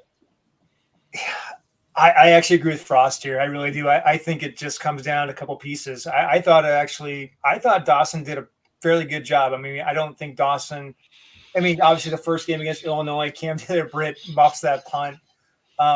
First game, that was killer. But as the season progressed, I thought it improved. I've obviously the missed punt against Michigan State. But if you have a punter, if you have a kicker that can do those things and do them well, and have a returner, that changes so much of that defense or so much of the special teams. I think I agree with Frost. I think you get Bush in there, and he's got his ability to get the guys he wants on those units. You have Frost and a renewed interest in special teams, apparently. And, you get Trey Palmer, and you get these guys back there that are used to returning kicks and having success doing that. Palmer has 2 touchdowns returning kicks. And, and so you get Ray Guy back there, and we're good. I was going to say, Dave, what has you more excited right now? The new punter, the new kicker, or is it Palmer returning some kicks and punts next year? God, it's just – can we just got to get like basic confidence? Bo Rude on the Nick Baugh podcast a couple months ago, because he was on the same team as Bush back in, what was that, probably like 2011 it must have been? 05 to like 07 would be like 05 to 7. Sorry, I'm off by a couple years. His perspective is he was like, special teams they were just solid. They just existed. Like, we didn't think about it. We didn't. It wasn't this big thing. Like right now, it's this like big elephant in the room of like, what are we going to screw up? He's like, it's just a thing. Like they went out there, and the punter always punted it. The kicker always made his kicks. like we kicked the kickoffs, did the kickoffs, and like every once in a while we'd spring a kick, and you're like, yeah, I think there's optimism of like, oh man, will Trey Palmer bring a kickback? Yes, that'd be awesome. But at the same time, like literally, like the expectation is like just Michigan Don't State, fall. Michigan State. Hey, Yeah. don't kick it, don't kick it to the wrong side of the field. We've had multiple 11-yard punts. It's like the expectation is so low at this point that it's like just be Yeah. normal, just be Yeah. fine. Iowa having the wrong protection for Wrong the protection. kicker I mean, that- it's that just punter that you be haven't given a fine. Like if you were just if they were neutral, Mm. we're an 8-win team. And Neutral. That's why it's such a big deal to us, right? So we've lost all these. I've went over those stats all the time. We lost all these close games, right? And then I think I counted up that we had 46 points scored on us in unconventional ways last year. Unconventional meaning not scored against our defense. So that means some offensive things. We had an interception return for a touchdown. We had a fumble return for a touchdown. But we also had a kickoff return for a touchdown. We had a punt return for a touchdown. We had a punt block for a touchdown. We have a guy catch the ball in the end zone on a punt for some reason, and 10 feet in front of us, because we were there, Rob, at Illinois, throws the ball over his head. And that happened. I went to the Oklahoma game and watched an extra point get blocked and returned for 2 points. It just adds up. And it's all these little points, little things here and there. But, oh, my gosh, before you know it, you've given up 46 points that your defense didn't allow, and you've lost 9 games by single digits, and you've lost 8 games by 1 score or less. And, but special teams a big deal. I mean, I would just take competent, obviously. We kick 11-yard punts against Michigan State and turn around the next week, and the same punter kicks 84 yards against Northwestern. I don't get it. That Northwestern game got done. I just felt like, oh my God, we just like shot our whole load in one night. Like every good thing that could possibly happen, it felt like it happened in one 60-minute game. And, I mean, everything was going right then. But Yeah. So what you're saying is that 311 needs to have a concert that I go to every single time Nebraska plays, because that's where I was when they played Northwestern. And Northwestern night, we do. yeah, so that would be good. I had a video on my phone of the Cam Taylor Britt debacle, and I think I watched it probably 50 times, and I finally deleted it off my phone. It's kind of like, wondering if I should text my ex or something. It was like I kept watching it over and over again, and finally I deleted it like 2 months ago, and I'm like, okay, slate is clean. Slate is clean. Yeah, Well, because that really happened like literally like 20 feet in front of us. Yeah, we were in that corner of the end zone. But the crazy thing with that punt catch, that Punt drop, punt. well, no, he whatever, caught it. debacle. He caught it. Yeah, and then He was running right at us against Illinois. He's running right at us, and it looked funny, like for seconds leading up to it. It's like, why is he even doing this? Why are you running to the end zone? This is clearly, when you get to about the 8-yard line, you don't drop back any further. And he's running to a weird spot to catch a punt to begin with. And then he catches it. It's like, oh, what? And then throws it over his head. And, I mean, like I said, Mac quit the show after that game. He was just like, I'm done. I'm done. Oh, you're bringing back some dark memories. I was standing until that point, and I was like, all right, sunburn, bring it on. Like literally forgot my sunscreen. I'm turning red, but I'm thinking, okay, this is gonna be the greatest day ever, right? This is it. This is where we turn that corner. I've never been so depressed in my entire life. Well, we've talked about offense, we've talked about defense, we've talked about special teams. It's time to close up. And I wanted to do something unique for our 2 guests, for Jim and Dave. I wanted to do a little segment we call You Tweeted It. And this. Oh no. We'll start with Dave, man. And I Only love if Husk Dave. guys promise I love not to Dave. yell at me again. No, these are all positive ones. I don't think nothing to be ashamed of. We talked about it earlier, Dave. The talent, the reasons to be excited, and 4-star quarterback Thompson and Purdy, and 4-star receivers Palmer, Bonner, and Crawford, and Palmer is a 5-star according to some of the services. Here's a 4-star running back Allen. Of course, I'm not even sure. Yeah, this was February 2nd, but yeah, there's 4-star Grant too, right? Here's these 4-star cornerbacks. So, as you're posting this, Dave, your thoughts. Is it just this infusion of talent just had you so excited that day? Yeah, I mean, I think that's what we sort of talked about a lot, right? Is like any of this, the transfer portal talent and our ability to fill a lot of the holes that we were hoping to fill. I think just the talent excuse isn't there. We got the players. And now it's development and execution. And can we get this talent to execute? I think is like the big question, right? Is like, can Frost motivate them to reach their potential? Can Mickey Joseph motivate them to reach their potential? Is Whipple the right offense? But look at that. I mean, it's, we had questions at quarterback. We got 2 4-stars. We had questions at depth at wide receiver. You got 3 Mickey Joseph guys. Boom. Just like that. He shows up and within a month, he's got 3 4-stars that he's got lining up. So, I think in that regard, there's hope for optimism because you're like, wow, okay, now there's just an infusion of talent. It's going to push everybody else. They got to step their game up. And so, I think that you can't help but not be excited about that. Oh, yeah, I agree. Now, you talk about the players that we got. As we all know, if you hadn't heard this, there's one player we didn't get back in the day. In fact, Bill Bush got him to come to LSU. This one, dude, I just cracked up. During the Super Bowl, Joe Burrow has been sacked Super Bowl record 7 times tonight, so it's almost as if he's getting a taste of what it would have been like to play at Nebraska anyways. Dude, that's good. It's funny because it's like, God, that storyline is so played out so poorly. And I love Joe Burrow. I'm probably on the camp that, like, if he came here, he would have made us remarkably better. I mean, that dude just has it. He's got the total package. He's got the swagger, the confidence, the arm strength. He would have made us way better. But he would not have been anywhere near what he was at LSU. He goes to LSU and he's got all worldwide receivers and the best offensive line, 15 NFL draft picks or 20 NFL draft picks on that team. We just didn't have that. So I think it's like, what can that guy do when he's got, 7 sacks? I mean, he got sacked like an NFL record all season. So, yeah, he's getting a little taste of it. And last one, I'm guessing this is a ESPN game day one, and it has to be from November-ish when Frost is being retained. And basically, the quote there is, do you know how easily this team can flip their record and be 7-3 or 8-2? So I guess it goes back to what we said at the beginning. Now, here's the ESPN guys sitting there. They recognized, how close Nebraska was. Just one more reason, I guess, not to blow the whole program up and start from scratch, right? I think it's encouraging when you see that the folks who tend to ride us pretty hard, that, are critical of us, when they come out and they're like, yeah, like, I watch the games, I am flabbergasted that you're 3-9. Joel Klatt said that a number of times. Joel Klatt said a number of times. And even, as I dig up a lot of these highlights for the Huskers' top plays, and you look even back like 3 or 4 years, which you forget, or maybe you do remember, we used to get obliterated. We're 3 years away from Ohio State putting up 60 points. And Michigan was up, 35-0 at halftime that one year. And so, I think when you kind of anchor it in some of those games where you're like, we lose 48-0 and 49-0 and just score some pity touchdowns. So I think when you have objectively the Joel Klatts and the Kirk Herbstreits of the world that are like, this team is really close, objectively really close, and Michigan made the playoff and we should have beaten them.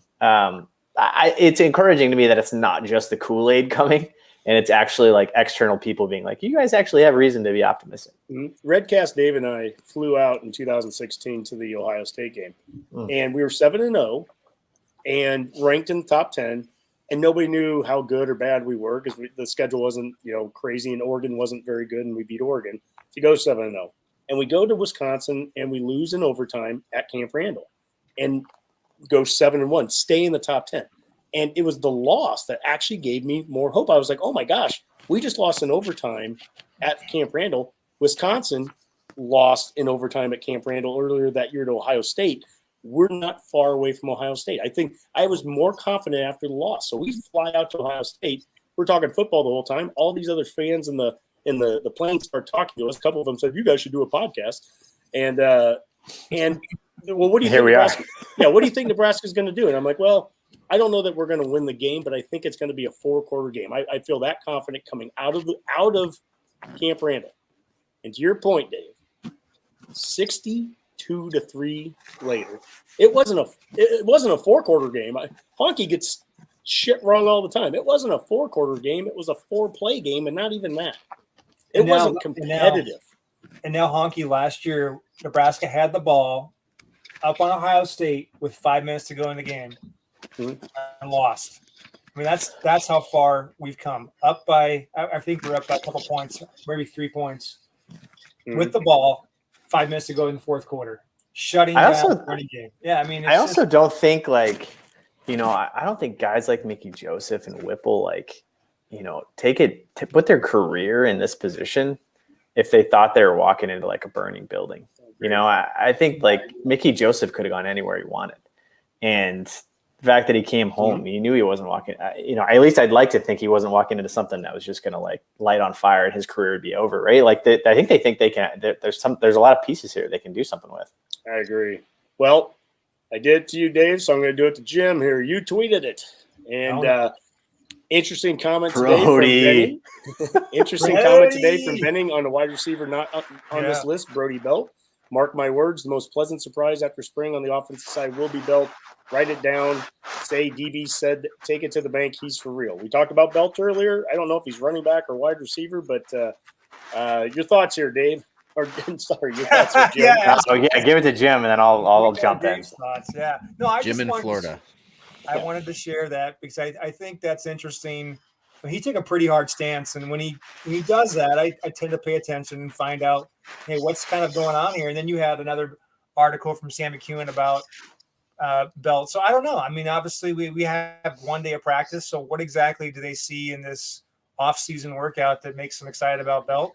I'm curious, just like anybody else. Mm-hmm. So I can't add too much more to that, but he definitely, if you heard that segment, he was like, mark it down.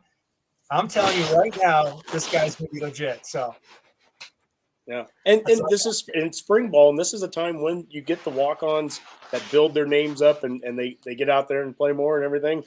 It gets you excited, right, Dave?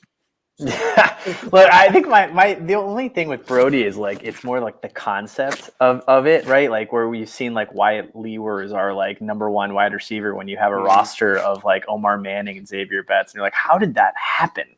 And like I look at we've got 7 4-star running backs, and you're gonna tell me a walk-on is better than all 7 4-star running backs, and it's like then fire all of the recruiting coordinators. Like how do you have 7 4-star running backs that aren't going to see the field and Brody Belt's going to be your guy? If he turns out to be the guy and he's phenomenal and he's the next Rex Burkhead, fine. I'm all for it. Like that'd be phenomenal. I guess I just look at like, similar to the Wyatt Lewers of the world where you're like, what happened to like, the 9 4-stars that we recruited? It's more about, if recruiting rankings mean anything, you typically want your 4 and your 5 stars and all that being the guys that are going to be playing. But hey, I'm also a walk-on guy, and I love seeing the walk-ons that can, find their way onto the field. Next one up here, Jim. Speaking of, looking for guys getting onto the field, here you go. I'm always looking for a player that can change the performance of the defense by being a dynamic. And you're talking about Jamari Butler here. Butler was a sack artist in high school. Now he's added the necessary weight for the 3-4 outside linebacker. Can he be the pick to click in 22? Will be fun to watch. Can he be, whether we get a Mathis or not, can he be the guy, Butler, that, breaks through next year, Jim? What do you think?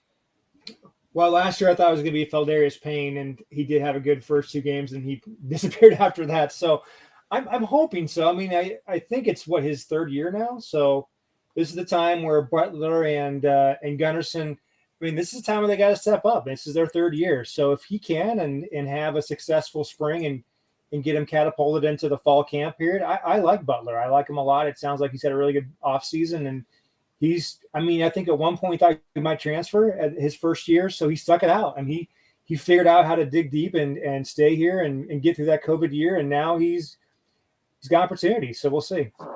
Yep. And last but not least here, oh God, this one cracks me up here.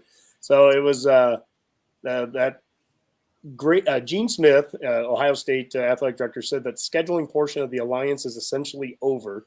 The Big Ten will likely stick with the 9 conference games. So the alliance was the 3 conference alliance between the ACC, the Pac-12, and the Big Ten, and they were going to have an alliance to try to, counter, I guess, the SEC. And your tweet, bah ha ha ha ha, the alliance was the dumbest. Oh yeah, we'll show you weak ass move to SEC muscle, and now it's over before it ever began. Another feather in the cap for Kevin Warren. This guy's unbelievable. Go for it, Jim. I mean, he tries to shut down the entire college football season in 2020, right? And that's his intro to college football. And then they start this. I mean, it's like a spite league. Like they just get all upset about the SEC and wanting to schedule these games, and then it's nothing. And you have Gene. And by the way, where is Kevin Warren? Where is he? I mean, does he ever speak? Does he ever tweet anything? You ever hear from the guy? I mean, he makes like $5 million a year to do nothing. I mean, he's got opportunity to make a big splash with the TV deal coming up. Maybe he makes a name for himself there, and we're all happy with what kind of money we get. But I don't know. I mean, this alliance is just. I mean, what was that? I mean, they had a logo and everything. This is odd. They had a logo and everything. I mean, it upsets me. I mean, I make fun of it, but it really at the bottom, I get upset by the fact that SEC takes this stuff so much seriously than we do. And we have, I call them the bow ties, but we have these guys that run these universities that just don't care about football. You have a guy that's in his basement here in Minnesota. I mean, what are you doing? Like, be a Big Ten, be a commissioner, act like I follow Greg Sankey on Twitter. That guy tweets every single day about sports, about the SEC, about himself, jogging, whatever it is. But you know who Greg Sankey is. Where's Kevin Warren? What are you doing? Stop creating these alliance leagues and go out and put football, put athletics to the top of the forefront in the Big Ten. I don't see that. And just one more thing to me that just irks the hell out of me with this guy. But yeah. Rob said it earlier, 311. Well, 311 is also the vote that they had back in 2020, and forever it's a feather in the cap, I think, of Nebraska and Iowa and Ohio State. Those three, they voted to play football.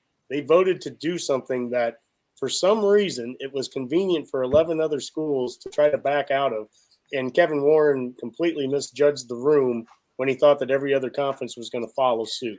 Yep. And we did everything we could at the university level, and I think that those guys, and thank God for the Big 12s and the SECs, that we wanted to play football, and whether we got crapped on for it or not, we wanted to play. And Jim, sitting here listening to you on your rant here about Kevin Warren, and you keep saying you want him to do something, but do you really? I mean, based off of everything he's done so far, do you really? No, I want him to be gone. The guy's a joke. I mean, he's run a league for 2 years now, and aside from trying to kill football, I mean, what else can you possibly do to come back from that? No, it's a good point, Rob. Would you say he's the Bill Moose of the Big Ten? No, I'd take Bill Moose over Kevin Warren any day. All right, well, I think it's parting shot time now, and I'll start off. I'll get mine out of the way, then I'll go to Rob, and then I'm going to let Jim and Dave have the last words of the show. My parting shots, we have two of them. I have two of them. Trev Alberts, he said 37,000 tickets have been sold so far for the April 9th spring game. He has sent out invites to Husker greats like Sue and Zach Taylor, and it'll be your first chance to see all the new additions that we talked about tonight. So we kind of threw out the buy your tickets now, Redcasters. Go to Huskers.com, get those tickets purchased. And Rob is coming down for it. I think we're going to try to do some kind of Redcast tailgate or something. So be paying attention to future shows, episodes, and we'll get some of the info out on that. But I can't say enough about Trevor. My God, we've gone an hour and a half, guys, and the other tangents we could have gone in, and I know the thoughts I've had. You and Dave and Jim and I have a whole side DM that's been going on for months, and some of the best football talk goes on in there. But Trev's got his fingers on a lot of things here, and I think he's the right guy for the job. My second parting shot, Boulevard Brewing is honoring Alex Gordon's 14-year career with a limited edition beer, Gordo's Golden Ale. Portion of the proceeds will be donated to Alex's Lemonade Stand Foundation for Childhood Cancer. Royals Charities will match the Boulevard's donation. Rob, I think, did you mention something about someone from Alex's Lemonade Stand? I do. So, and Dave, if Redcast Dave was here, he'd be making fun of me for name dropping, but I think this is a name worth dropping. A good friend of mine from Petaluma, out in California, Heather Banaszak is the promotion. I believe she's like the special promotions coordinator for Alex Lemonade Stand. She lost a son to childhood cancer just a few years ago. They moved from California out to Kansas City so that she could be a part of that foundation. And if Banaszak sounds familiar, her husband played football at Fresno State, and her father-in-law was a lineman for the San Francisco 49ers back in the day. And so there's that Rob name drop, but she's really big on it. She's going to be sending me some more information about ways that we can help as the Redcast, not just for buying the beer that's going to be donated for Alex Gordon, but the Redcast itself too. We'll probably be putting something together here in the near future because look, they're friends of mine. They lost their son. I don't know what else to say about that. And I see the way Husker Nation comes together for people in need, and it's amazing. So hopefully we can do something to help them out as well here on the Redcast. Rob, parting shots. Well, first off, I noticed a lot of people on here commenting and liking our page on Facebook. Do me a favor, drop into Redcast DMs, whether it's on Twitter, on Facebook, on Instagram, and send us a message. And if you want to shoot me your address, I'll mail you some Redcast stickers. It's all the merch I got to wear right now, but at least we'll have you on our fun mailing list. So if we do start sending stuff out with our promotions. So if you want a Redcast sticker, hit me up. If you want to wait until I'm out at the spring game and you want to come meet me at whatever event that we are going to be doing, I'd be happy to bring the stickers then too, which I do plan on doing. I want to thank Jim and Dave for coming out here and chatting with us this week too, because that's awesome. I love to put faces to the Twitter name, and Dave, you actually look semi-normal, so that's good because that's not always the case, right? And Jim, I don't know if you're going to be in Lincoln again for the spring game this year, but let's do another. I will be. Let's do another sit down there at the end of that. We did a sit down last year after the spring game. It was Rob and Jim and I from Redcast headquarters there at the embassy. So that's what we'll be again this year. Again, and now we'll have this great platform to be able to do it. And Rob, to your point about you got the stickers, I'm sporting one of our kind of prototypes for some shirts that we're kind of working on. Again, that should be some stuff that should be coming out in the future episodes. And I want to throw a plug into follow us, subscribe to us on YouTube. We're just trying to build those numbers up. We're trying to get as many videos out there. If you watched last week's stuff on YouTube, you'll notice that we had the full length show, and then we even split it into segments. And I'll see with this show here, we'll have it out there. My goodness, an hour and 40 minutes, but I think I can split this probably into a couple of segments as well too. So for people that want to kind of consume their content at different lengths there. All right, Jim.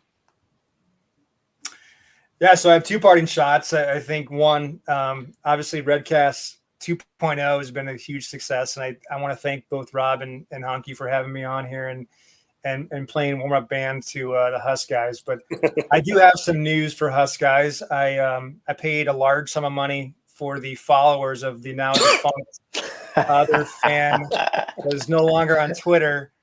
So I'm about to be the largest Husker fan account on the Twitter. No, thank you. I'm excited. I think playing off the 2.0 theme, I think we see a Frost 2.0, and again, it's March 1st. But I like the signs. I like what he's been doing, and let's see how it rolls into to next year. So it's awesome. All right, Dave. Well, I think parting shot, I would echo that. I appreciate you guys having us on. I think it's fun. Love chopping it up. But parting shot is I think where we started. Have some fun with this, right? I think this is the best time of year, right? The off season is way better than the in season. Have some fun with it. Enjoy the momentum, ride the wave, and try to build back up that passion. I think for Nebraska football, because I think we're going to need it in the fall. So, to Husker Nation, let's have some fun in the spring and let's see where it happens. Absolutely. Keep the faith, Redcasters. Thank you so much, Dave from Husk Guys. Jim in Minnesota. Follow them on Twitter if you're not already. And we'll catch you next time on the Go Big Redcast. Go Big Red. Yeah. Go Big Red.